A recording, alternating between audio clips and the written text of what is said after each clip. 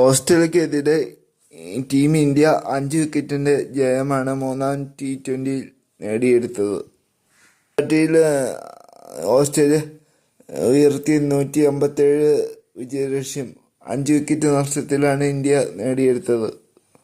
49 റൺസെടുത്ത് പുറത്താകുന്ന Washington സുന്ദറാണ് ഇന്ത്യയുടെ ജയം അനായാസമാക്കിയത്.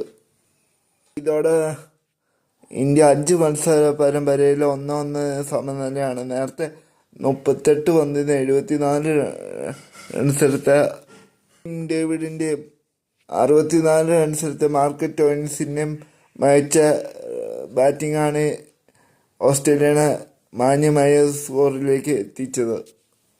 ഇന്ത്യക്ക് വേണ്ടി അക്ഷദീപ് 3 വിക്കറ്റും വരുൺ ചക്രവർത്തി 2 വിക്കറ്റും വീഴ്ത്തിയിരുന്നു. ബാറ്റിംഗിൽ ഭേദപ്പെട്ട തുടക്കമാണ് ഇന്ത്യൻ ഓപ്പണർമാർ നൽകിയത്. 1-ാം വിക്കറ്റ് 32 റൺസാണ് പാർട്ണർഷിപ്പ് വന്നത്.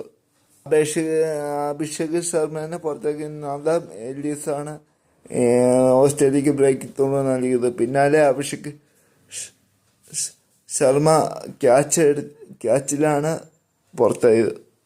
24 റൺസെടുത്ത ക്യാപ്റ്റൻ സൂര്യകുമാർ യാദവ് പുറത്തായി. 76-3 എന്ന നിലയിൽ ഇന്ത്യ പരങ്ങളിലായിരുന്നു.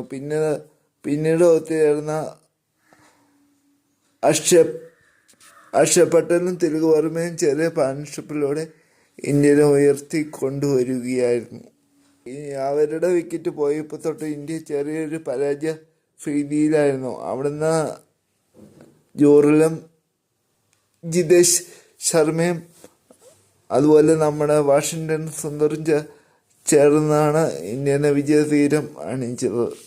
4 സിക്സും 3 4ഉം ഉൾപ്പെട്ടതാണ് വാഷിംഗ്ടൺ സുന്ദറിൻ്റെ വിജയകരമായ ഇന്നിങ്സ്. ജിതേഷ് ശർമ്മ 2 4ഉം 1 6ഉം അടിച്ചിരുന്നു. 22 റൺ എടുക്കും നോട്ട് ഔട്ട് ആവാതെ നിന്ന് ഇരുവരും. ഈ ജയത്തോടെ ഇന്ത്യ ഒപ്പത്തിനൊപ്പം എടുത്തു. ഇനിയുള്ള 2 മത്സരവും ആവേശകരമായ ഒരു മത്സരമായിരിക്കും. 3 മാറ്റങ്ങളായിട്ടാണ് ഇന്ത്യൻ ടീമിൽ നിന്ന് കളിക്കാനിറങ്ങിയത്. റാണയ്ക്ക് പകരം അക്ഷദീപും സഞ്ജുവിന് പകരം ജിതേഷ് ശർമ്മയും കുന്തുവിന് പകരം വാഷിംഗ്ടൺ സുന്ദറും. ആ 3 മാറ്റങ്ങളും ഇന്ത്യനെ രക്ഷിച്ചു എന്ന് വേണം കരുതാൻ. അവർ 3 പേരും ഫോമായി. അപ്പോൾ മറ്റൊരു വീഡിയോ ആയിട്ട് വീണ്ടും കാണാം. ഈ ചാനലൊന്ന്